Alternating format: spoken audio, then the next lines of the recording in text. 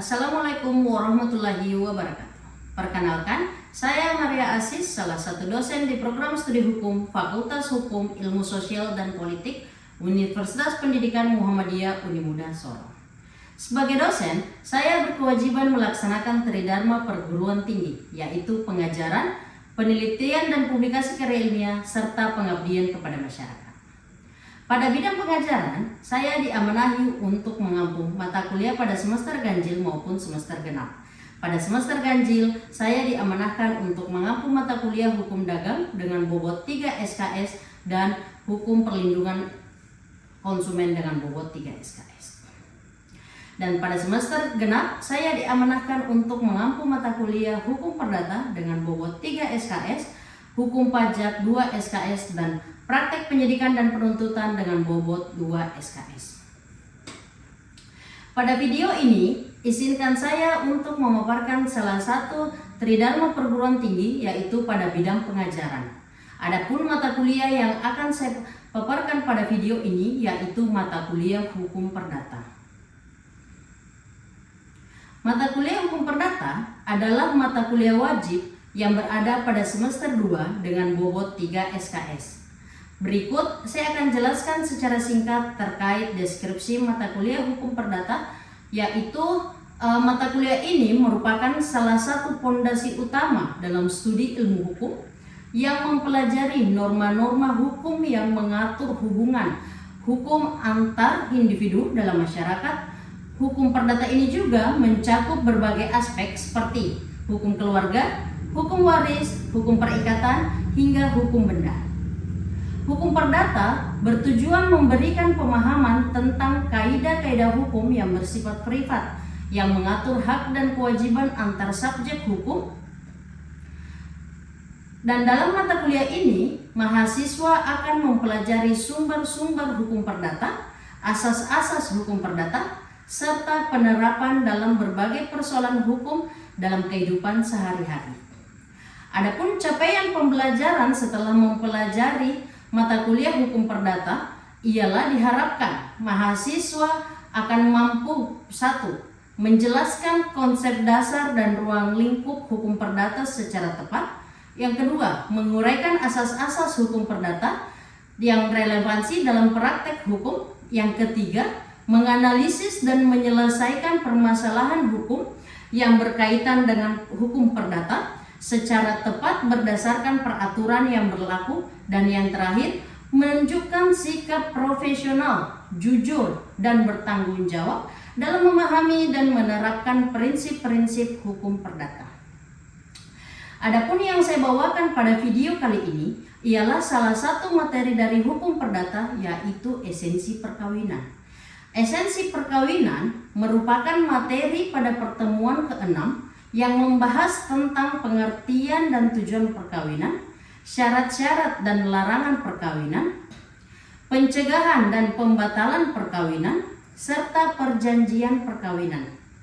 Adapun pada sesi terakhir dalam pertemuan tersebut akan mengangkat satu contoh kasus yang diharapkan mahasiswa mampu memecahkan kasus sebagai bentuk pemahaman dari materi yang tersampaikan.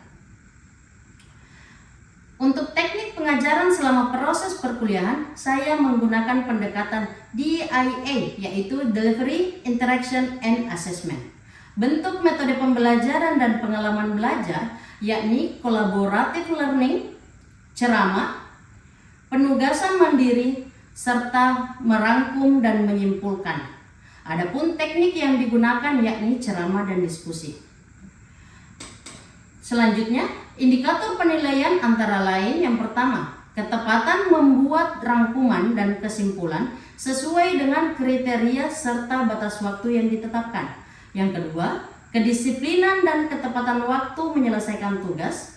Yang ketiga, kemampuan menuangkan gagasan ke dalam media presentasi ataupun PowerPoint. Dan yang terakhir, kemampuan presentasi, argumentasi teoritik, dan kerjasama. Demikian pemaparan yang bisa saya sampaikan mengenai mata kuliah hukum perdata. Semoga dapat memberikan manfaat kepada saya sebagai dosen dan juga kepada mahasiswa. Untuk melihat proses perkuliahan lebih lengkapnya, dapat dilihat pada video berikut ini. Terima kasih. Wassalamualaikum warahmatullahi wabarakatuh. Assalamualaikum warahmatullahi wabarakatuh. Waalaikumsalam warahmatullahi wabarakatuh. Apa kabar teman-teman? Baik, Bu. Alhamdulillah. Puji syukur kehadirat Allah Subhanahu wa taala atas limpahan rahmat berkah hidayahnya sehingga kita dapat melangsungkan pertemuan pada hari ini dengan mata kuliah hukum perdata dengan materi esensi perkawinan. Sebelum kita mulai pertemuan pada hari ini, marilah sama-sama kita menundukkan kepala sejenak guna untuk meminta keberkahan kepada Allah. Semoga apa yang kita pelajari hari ini dapat memberi manfaat kepada kita. Berdoa dimulai.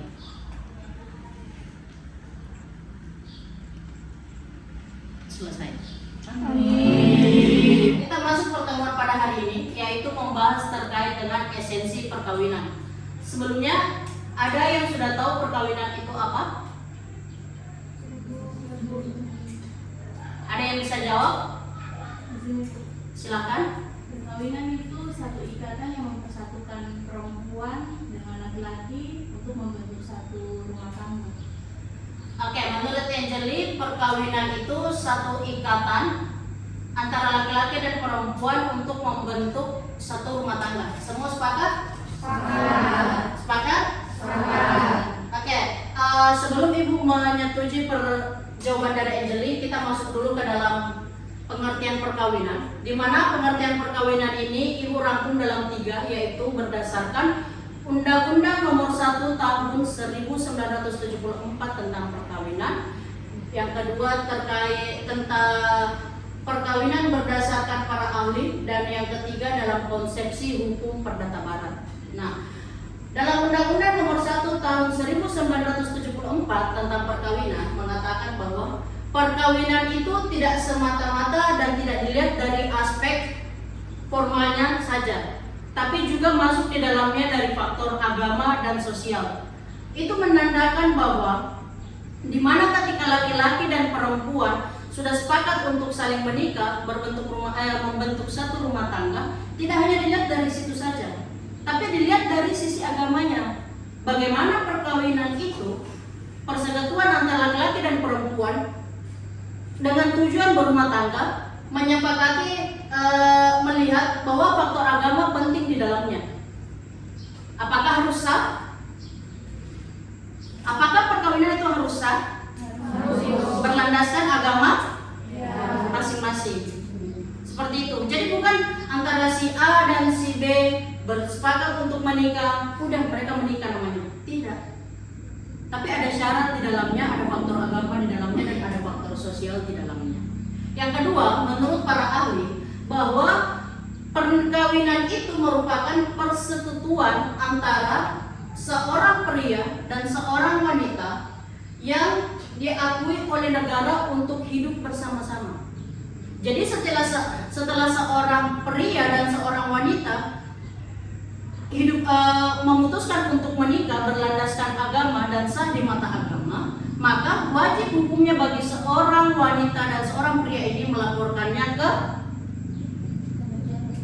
catatan untuk diakui sebagai pasangan suami istri. Seperti itu. Nah, setelah mereka menyatu itu harus dilaporkan ke catatan sipil. Dan yang ketiga, dalam perkawinan itu dipandang dalam hubungan keperdataannya saja. Namun di sini dalam konsepsi hukum perdata barat dia tidak mengatur terkait dengan acara-acara kegerejaan, resepsi yang keluarga atur, tapi hanya melihat hubungan dalam hukum keperdataannya saja yang disebut dengan gimana? Nikah sipil atau disebut dengan perkawinan di dalam hubungan keperdataannya. Itu dilihat dari situ. Jadi 3 pengertian ini mempunyai pengertian masing-masing, yang dimana secara sederhananya dapat disimpulkan bahwa perkawinan itu hubungan antara pria dan wanita yang bersatu membentuk rumah tangga secara sah, baik itu secara adat maupun secara negara, dibuktikan dengan pengumuman atau pendaftaran perkawinan melalui Catatan sipil.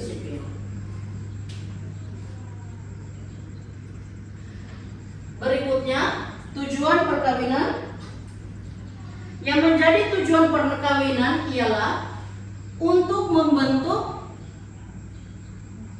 keluarga yang bahagia dan kekal berdasarkan ketuhanan yang Maha Esa.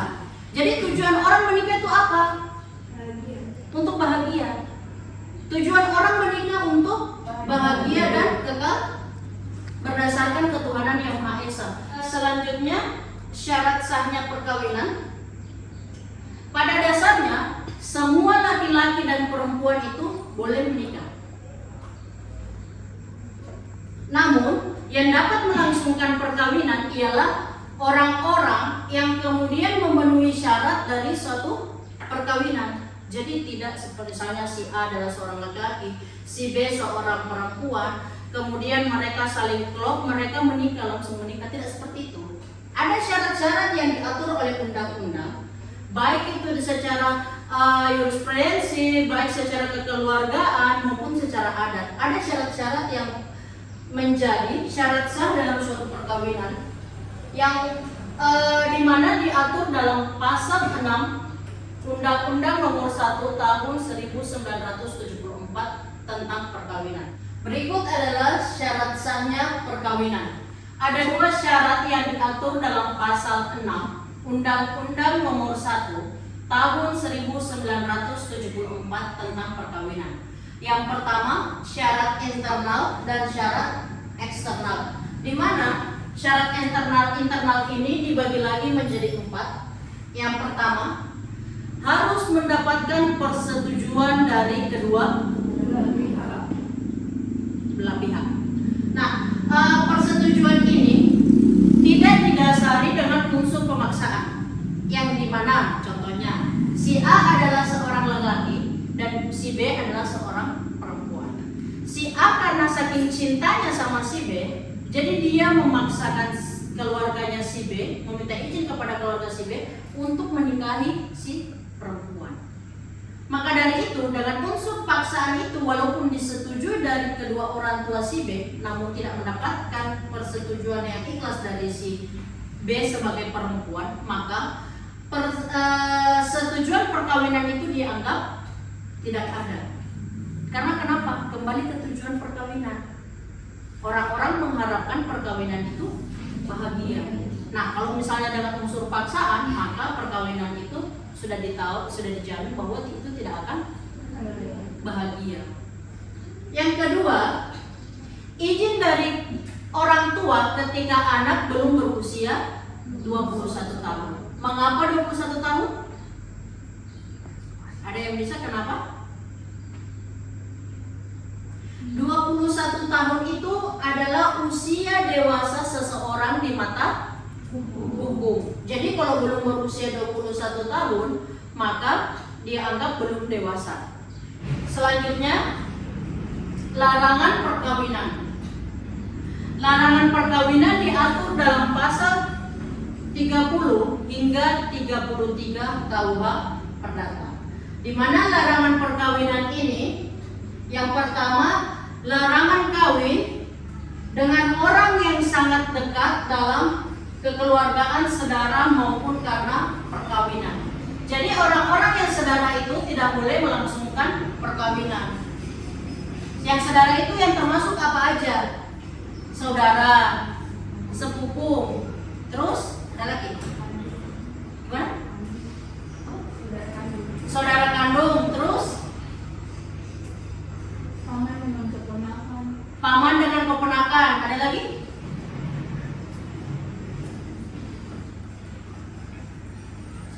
Ada lagi?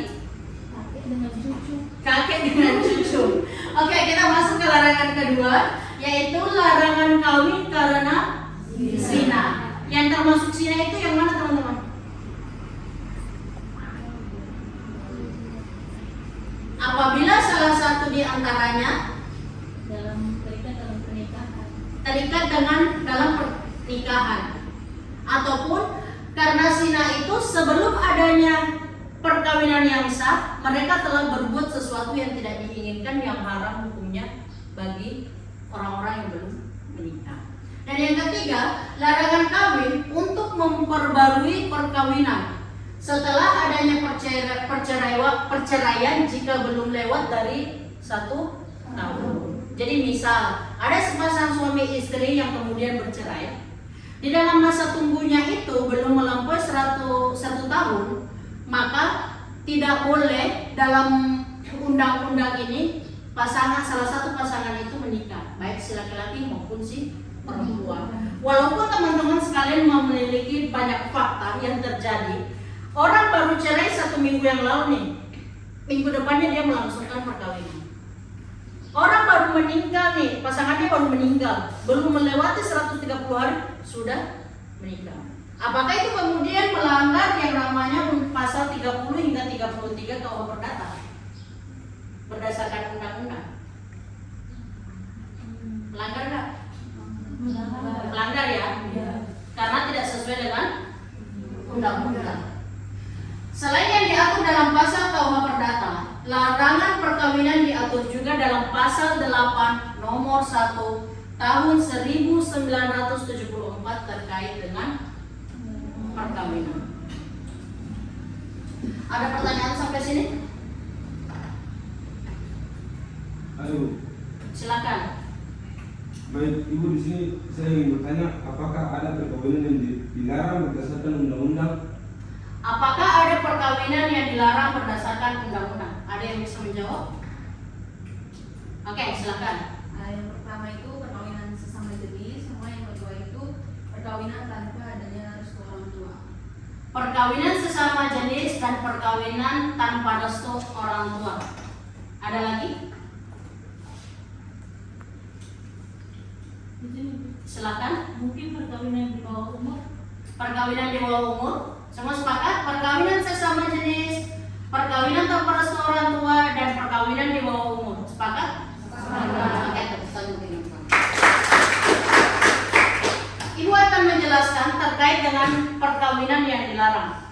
Perkawinan yang dilarang yang dimuat dalam pasal 8 Undang-Undang Nomor 1 Tahun 1974 ada beberapa perkawinan yang dilarang. Yang pertama, tentu perkawinan sedara. Perkawinan sedara itu dilarang. Karena kenapa?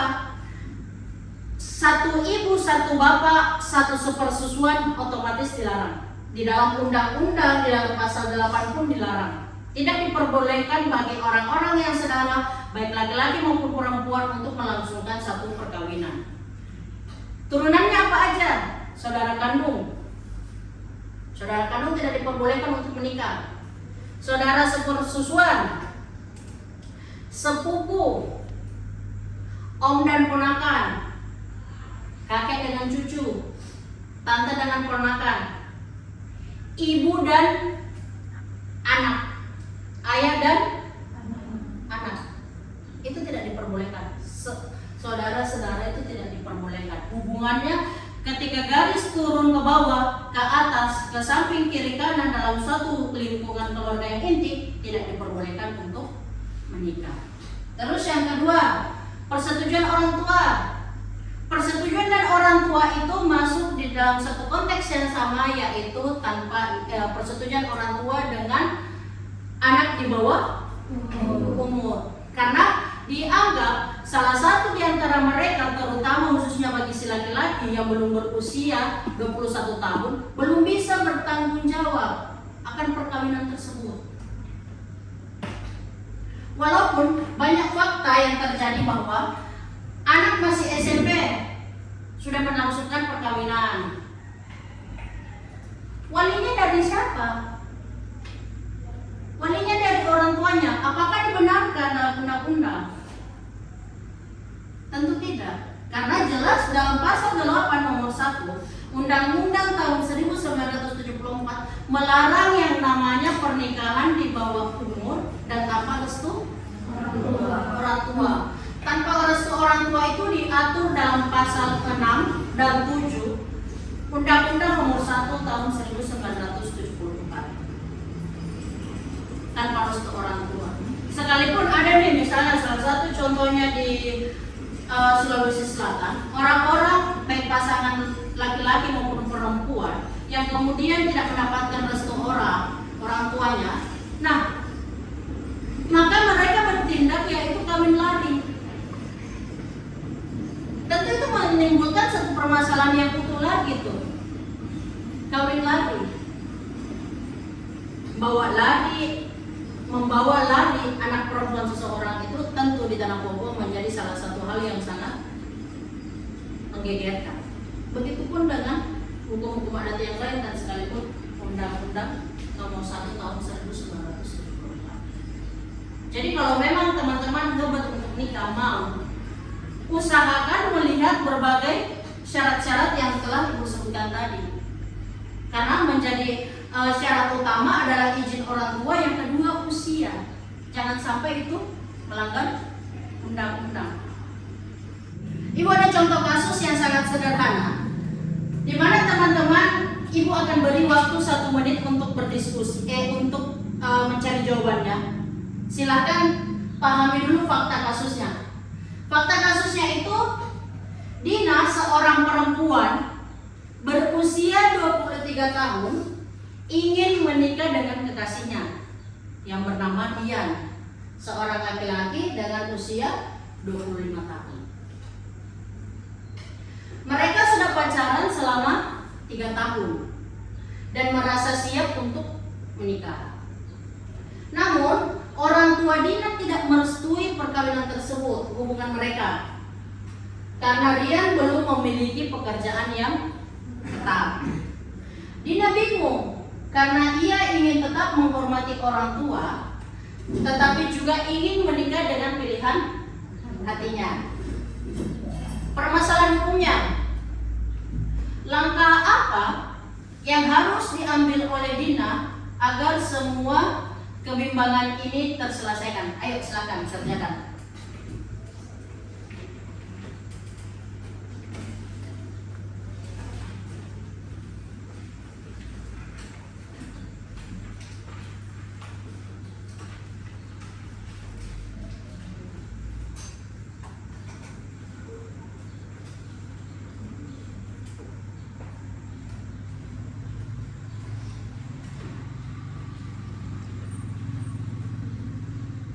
Ada yang sudah?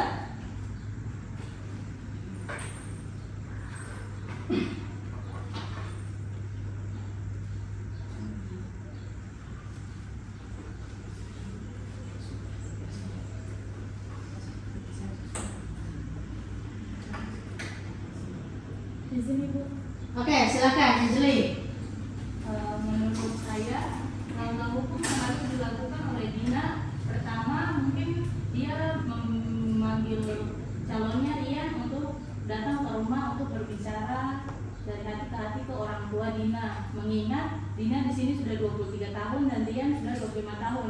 Usia pernikahan untuk menikah itu sudah cukup untuk mereka melangsungkan pernikahan. Dan untuk mungkin dari Rian mungkin bisa menjelaskan kepada orang tua Dina bahwa untuk pekerjaan saya sedang dalam mencari, ibu dan bapak tidak usah pikirkan soal itu, tapi saya akan bertanggung jawab untuk Dina. Kembali lagi untuk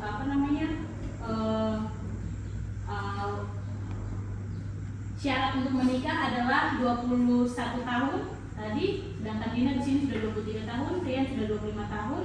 Mungkin syarat untuk mendapatkan pekerjaan tetap itu tidak diatur dalam undang-undang.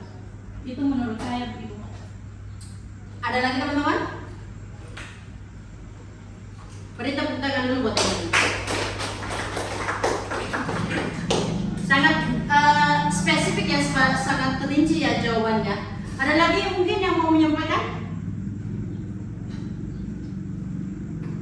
Ada lagi?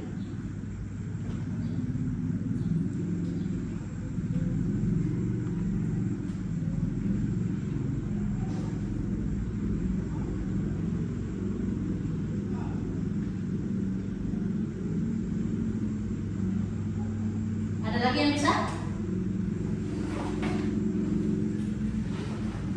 Anissa? Oke, kita kembali ke syarat sahnya perkawinan. Betul yang disampaikan oleh teman kalian sekalian, dan mungkin jawabannya juga teman-teman sepakati bersama bahwa syarat perkawinan pun juga tidak harus menetapkan si laki-laki mempunyai pekerjaan tetap atau tidak. Jalur dari sebuah yang namanya tidak direstui itu memang satu contohnya itu adalah komunikasi.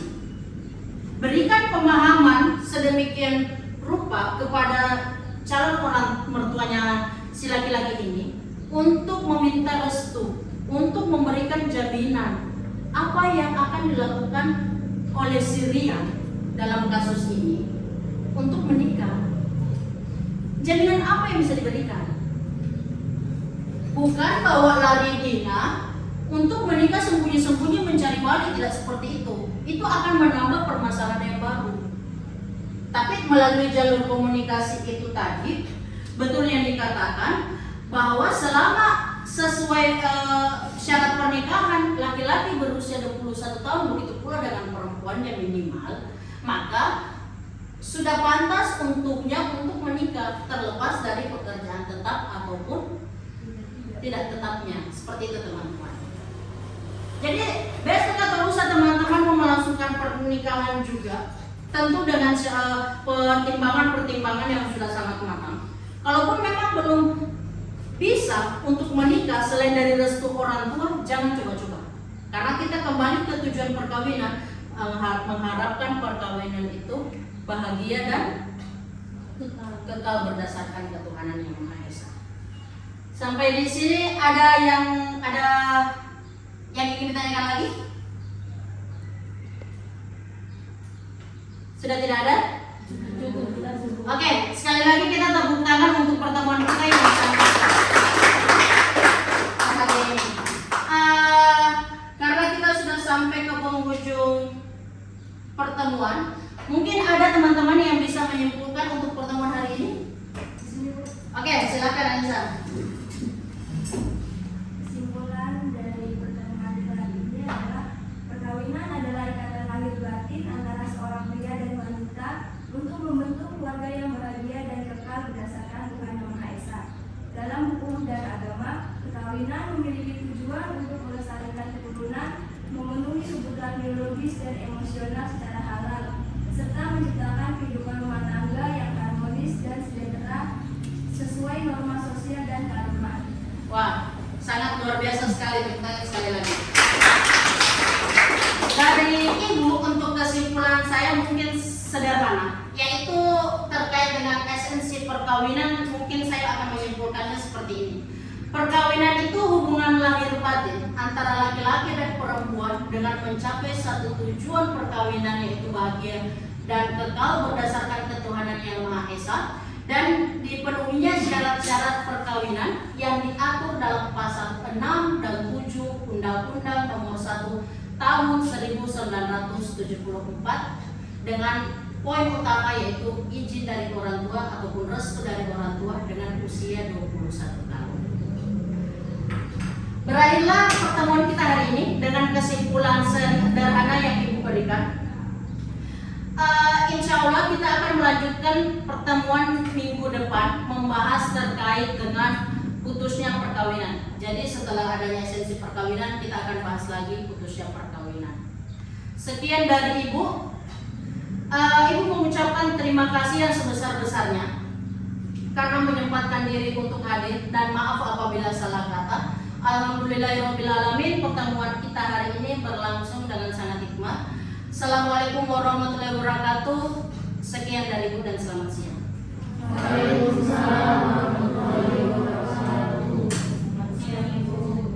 Itulah tadi video pembelajaran secara singkat terkait dengan salah satu materi hukum perdata, yaitu esensi perkawinan. Insya Allah akan bertemu lagi pada pertemuan berikutnya, akan membahas terkait dengan putusnya perkawinan. Sekian dari saya, semoga dapat bermanfaat. Assalamualaikum warahmatullahi wabarakatuh.